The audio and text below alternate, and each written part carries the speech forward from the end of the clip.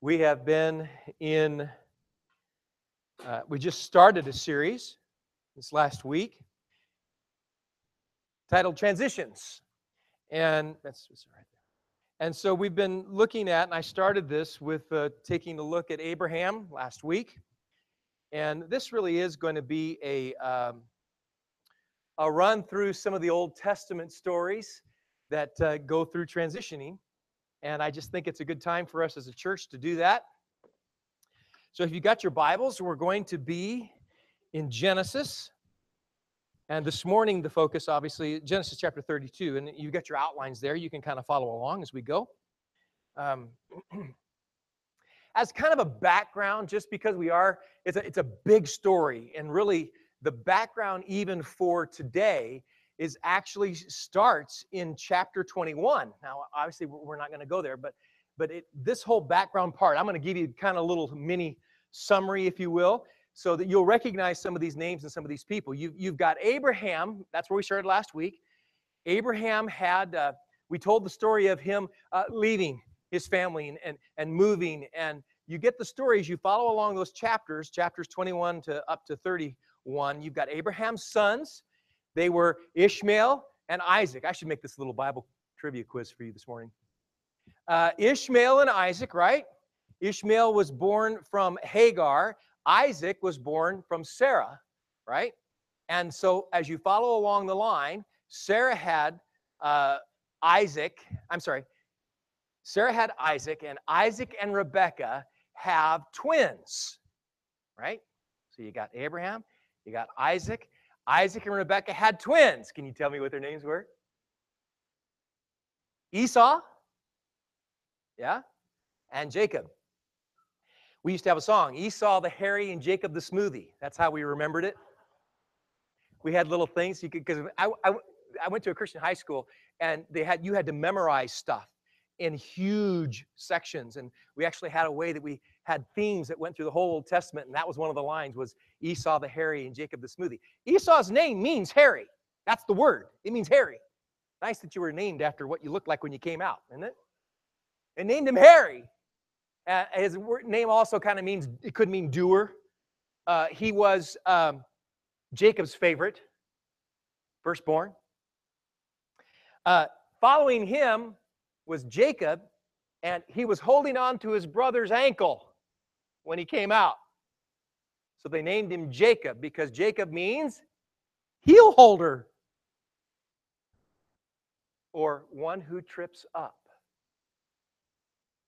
Someone who tries to, if you had a King James, it would say supplanter, one who wants to supplant, wants to take over. That was Jacob's name. They were twins. On the story goes, you may know some of this. The boys grow up. Jacob tricks his older brother into selling his birthright. His brother Esau comes off the field. He's starving. He's hungry. Jacob says, yeah, I'll give you. By the way, Jacob was his mama's favorite, right? I'll give you some stew. You can have some, but it's going to cost you. What's it going to cost you? Your birthright. And Esau was not too sharp. Now, what good's it going to do me if I die? I've got to have stew. And so he literally sold his birthright for a bowl of stew. His birthright meant you got double inheritance, and you were the leader of the family. Sold it to his twin brother for a bowl of stew. Well, that didn't go over so well, and then shortly after that, Jacob decides he would really like to have the father blessing, the blessing of the family that the father would always give, and so he actually literally did trick his father, deceive his father into giving him the blessing of the family. It was considered just this spiritual, futuristic, this is what God's going to do in your life, and God's going to bless you, and he tricked his father into blessing him instead of Esau. About that time, Esau said, if I ever see you again, I'll kill you. That's pretty much how it happened. Now, we don't have that exact conversation, but it got back to Esau and Rebekah that says, your brother is planning your death after we bury your father. If I were you, it'd be a good time to leave. And the story goes, Jacob leaves, goes up to live with his mother's brother, Laban. He goes up and lives with his mother's brother, and what goes around comes around. And he was working for his uncle for 7 years, and he did it so that he could marry one of the daughters, Rachel. And they made a deal. Well, 7 years, it was time. They had the wedding, and lo and behold, Jacob wakes up, and it's not Rachel, it's Leah. And he goes, what happened? Somebody pulled a little faster one on him than he'd ever pulled. So he ends up working another 7 years so that he can marry, or he said, you work 7 more years for me, total of 14 years, and I'll give you Rachel too. That's what they did. Then the story, I know this is all background, but you got to kind of get a little bit of this because you'll get it in a minute. So Leah and Rachel and their 2 servants gave birth to 12 sons. Now it's starting to sound familiar to you? 12 sons, which became the 12 tribes of Israel. We'll get to that one later too. Now, so after he's got his 11 of the 12 are born, and he says, you know what, I got to get out of here. This is never going to work. And he runs off in the middle of the night, takes his wives, his maidservants, his kids, his cattle, his sheep, his goats, he takes everything that he's amassed in 14 years and slips off in the middle of the night because he knows his uncle is not going to be too happy. And he sneaks off in the middle of the night, knowing all the while that his plan, because God tells him you're going to go back home, knowing all the while that he's going to have to face his brother Esau. And that is probably not going to be a good thing. I think it's fairly safe to say, if this is a highly dysfunctional family unit, can we say that in today's terms? I'm not sure you could call that a really great family dynamic. So here's the good news. If there was good, if it worked okay for them, there's hope for us. I don't know anybody here that's got that many wives and concubines. I mean, if it's that dysfunctional, and somehow or another God still moved in the middle of that and birthed the nation and brought the Messiah, guess what? There's hope for me and you. Personal transformations. This is what I titled the message this morning. All right, you ready? Personal transformations from the series. Genesis chapter 32 is where we're going to go with this. In those chapters, here's the first blank for you.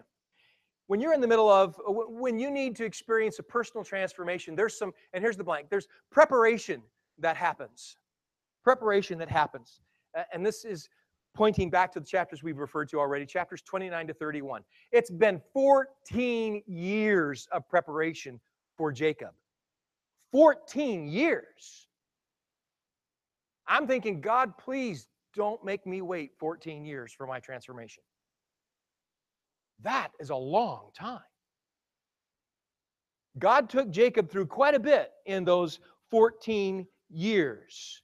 Hard labor, submission, conflict, jealousy, deception, accusations, all of that was preparation for Jacob. It was preparing him for the transformation that was to come. Transformations don't usually happen in a vacuum. There are things that are going on behind the scenes that are preparing you for what God is wanting to do in the long run, right? God's got a long-term plan in your life, and there's preparation that takes place leading up to that, and you may or may not even be aware of it. Because God has things on a bigger scale in mind. Now, on the outside, when people are watching and looking at us and they see things transform suddenly and they think, wow, that was quick. That was that was fast. Yeah, but you didn't see all the preparation work that went in ahead of time. Transitions in life transformations in life don't happen typically overnight. They're the result of a lot of preparation that's been going on behind the scenes. God is chipping away at the rough edges in our life. He's building new additions. He's softening the heart. He's teaching submission and patience and commitment and trust. All of those things are a part of preparation. It just took Jacob 14 years. We typically don't just walk out suddenly onto the big stage out of nowhere. God is doing background work to prepare us for that transformation. I've been working with Pastor Noe Garcia from North Phoenix Baptist Church for about the last 5 months.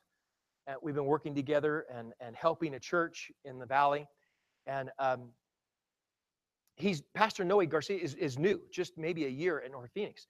And he's come into that situation. If you ever get a chance to hear him speak, he'll tell you a little bit of his background, a little bit of his story, of his family story, family dynamic, history, transformation. And he talks about that process for him. He's walked into North Phoenix, and God is doing something fantastic at the church. There's people following Christ every week, decisions to follow Christ, to be baptized. The attendance has tripled in a year's time. Tripled. God is moving. Noe came from the inner city. Actually, Houston. Grew up there. He'll tell you a story, and I'm not going to get into it, but Noe's in his early 30s. Now, if you know North Phoenix and the history, drop a 31, 32-year-old Hispanic into North Phoenix.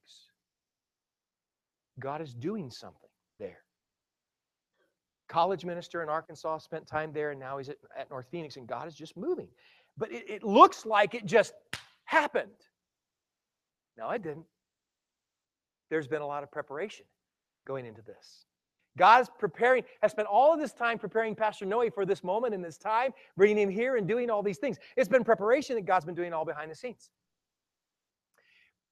Pastor Don comes in this week, right? He's coming in on Saturday, and he'll be here with us on the 3rd. His experience has uniquely prepared him for ministry here at First Chinese. We get the sense that this is fantastic, it's happening all of a sudden, what a great thing, and it is. But it hasn't been something, it's been working, God's been doing this in his life for a long time. Multicultural ministry, cross-cultural ministry, management experience, strategic planning experience. He's very relational, he's involved in conflict management. He's got all these pieces that God has been preparing in his life over the last many, many, many years. Preparation. All right, chapter 32. Look at verses 3 through 8.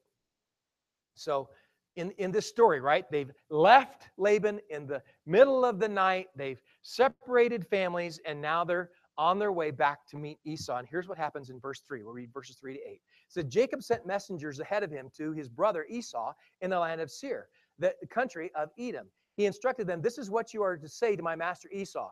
Your servant Jacob says, I have been staying with Laban and have remained there till now. I have cattle and donkeys and sheep and goats and men servants and maid servants. Now I'm sending this message to my Lord that I may find favor in your eyes.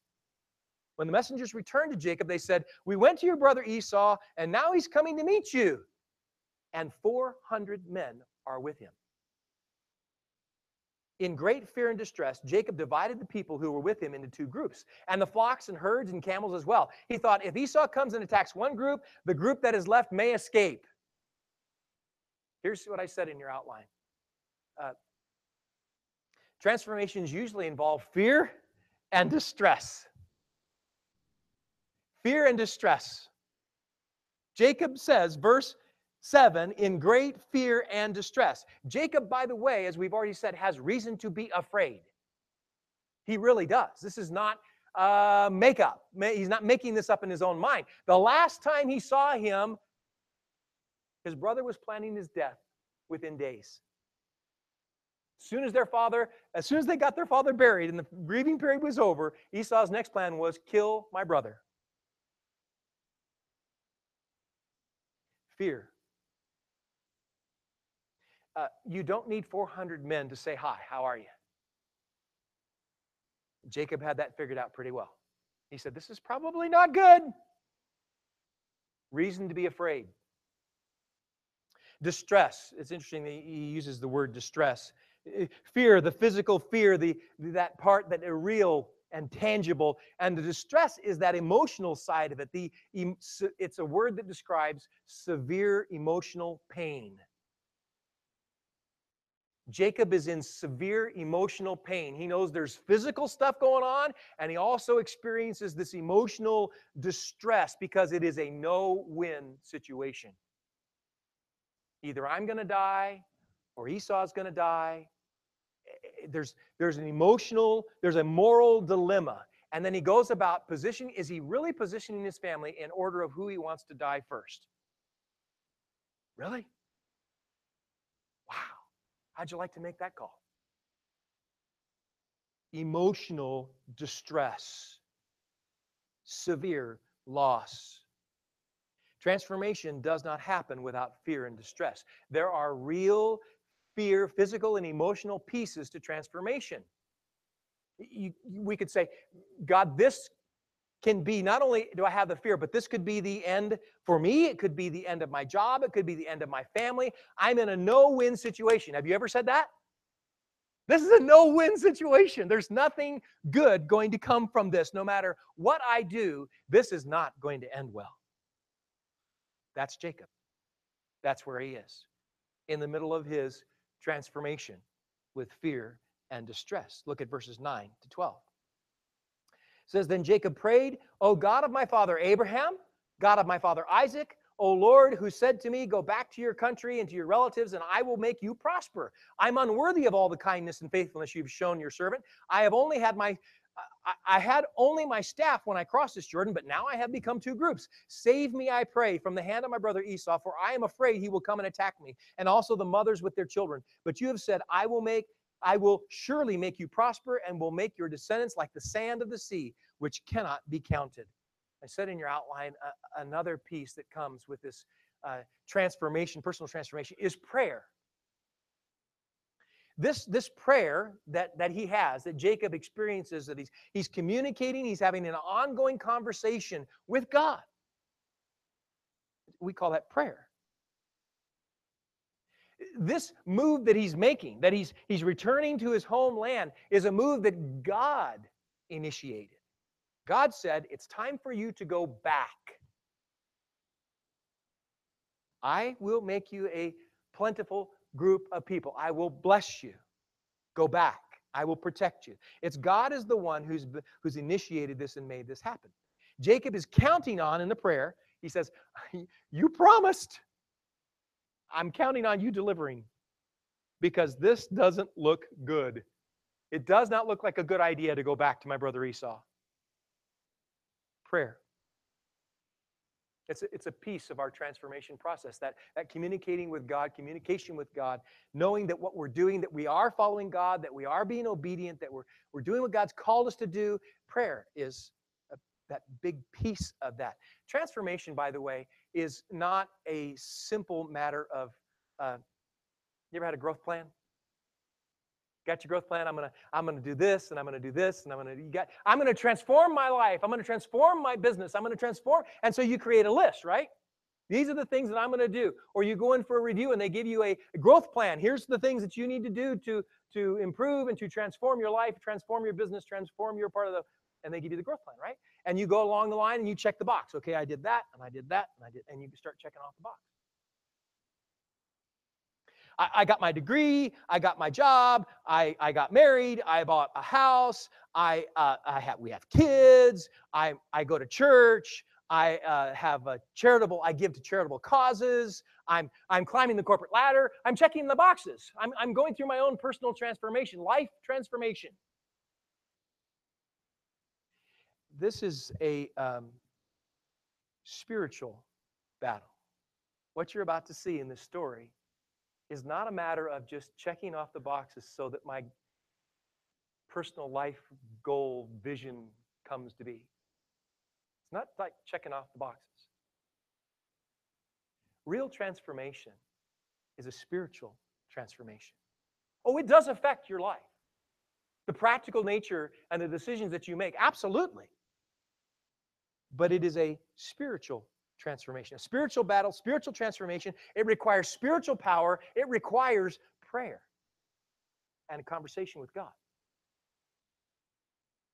Surrendering to Him, seeking His face to face. You get this description of Jacob and God having this conversation.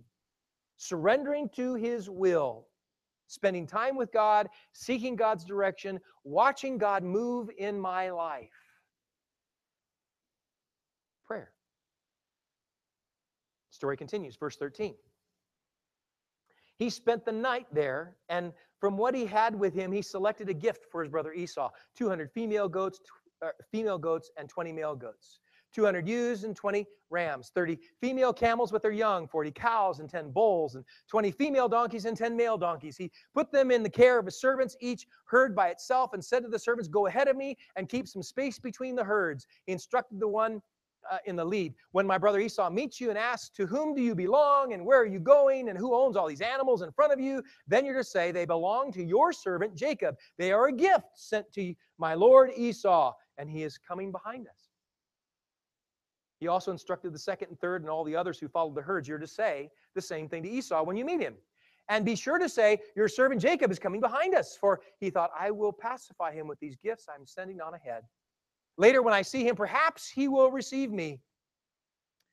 So Jacob's gifts went on ahead of him, but he himself spent the night in the camp. That night, Jacob got up and took his 2 wives, his 2 maidservants, his 11 sons, and crossed the ford of the Jabbok. After he had sent them across the stream, he sent over all his possessions." I said in your outline, another piece that frequently happens in transformations is contingency plans. We're known for contingency plans. Despite God's instructions and his time in prayer, Jacob makes a contingency plan. Now, you know what that is. It means just in case. A worst case scenario. I need to have a contingency plan. You know, if it doesn't work out the way God has said, if none of this stuff happens that God is saying is going to happen, then I'm going to do the best I can to save as many of my family as I can. I'm going to put them in order of most important to me to least important to me, and we'll send out the least important first, and if I lose them, then and down the list he goes. What a terrible thing to have to do. That's his contingency plan. As a general rule, contingency plans are probably a good idea. Most of us do them. It's a good idea. But in this case, when you know that God is telling you to do something, Jacob, do you know that God's telling you to do something? Yes. Well, you don't really need a contingency plan because there is only one plan. There is no plan B. Right? You get in business and we go, okay, what's plan B? In case it doesn't work.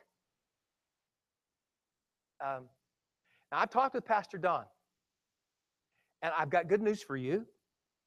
He isn't going to leave half of his belongings in Vancouver just in case it doesn't work out. Right? There is no plan B. The movers are coming, they're packing it up, and they're leaving with all of his belongings and coming down. And he's following. There's no plan B. If you're planning on getting married soon, I got news for you. I just found out something. Do you know that bridal shops do not return?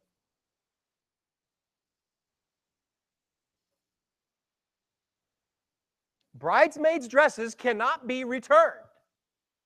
I just found that out. You can't go in and buy the dress, and once you give them the money, change your mind. Because they got your money and they're not giving it back. There is no plan B. You just go and you do and you pay and it's over. I told you last week that I had my, VRBO and I was waiting to get my refund. I got a refund. I'm sitting here thinking about it the whole time going, there's got to be a better way to do this. I need to have a plan B. I don't want to do, you know what the plan B is? Make 2 reservations and pay twice, and in case one doesn't work out, you got another one. You plan on doing that? No. This is what I'm going to do. There is no plan B. I'm going to go because I know this is what God wants me to do, and God, I have to do it. Jacob, we're going back. There is no plan B.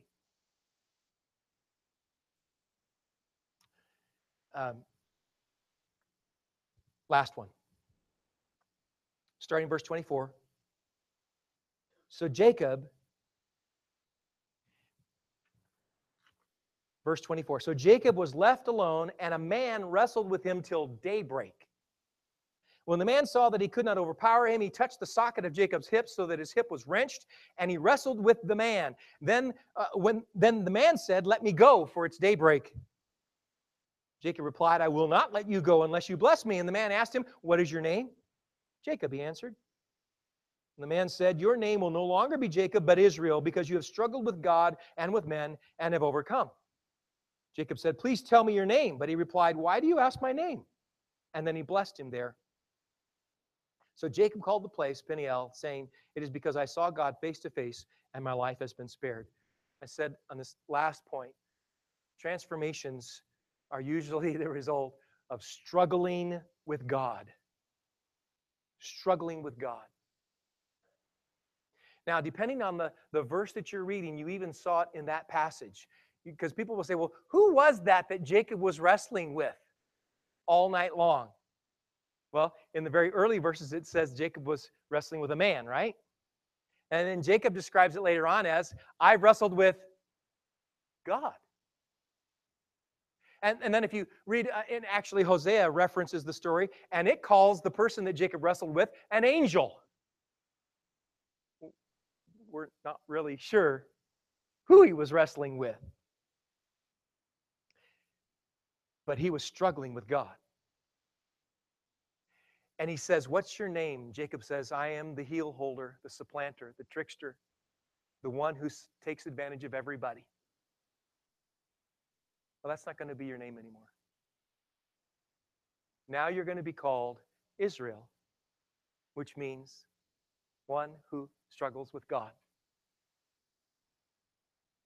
God struggles with him. Either way. You ever done that? Ever struggled with God all night long? You know what that is, right? It's called, "I can't sleep because I'm struggling with something. I wrestled with it all night long." You ever said that? I've said that. I've done that recently. Been up, couldn't sleep, had something on my mind, something on my heart. It was bugging me, driving me crazy, and I couldn't let it go. I was struggling with God. Struggling for control, dominance. God, I want you to give me what I want. Oh, you do it. In prayer, you do it all the time. God, I want you to give me what I want. Jacob says, "I'm not letting you go till you give me what I want." Struggle for dominance and control and power. Transformation is never easy. It's usually not fast. It's usually ongoing. Are you struggling with God over something? Not willing to let it go? Still wanting to hang on to the old you? It's time to let go of the old you. Old habits, old values, old priorities. It's time to let go and let God do His transforming work in you.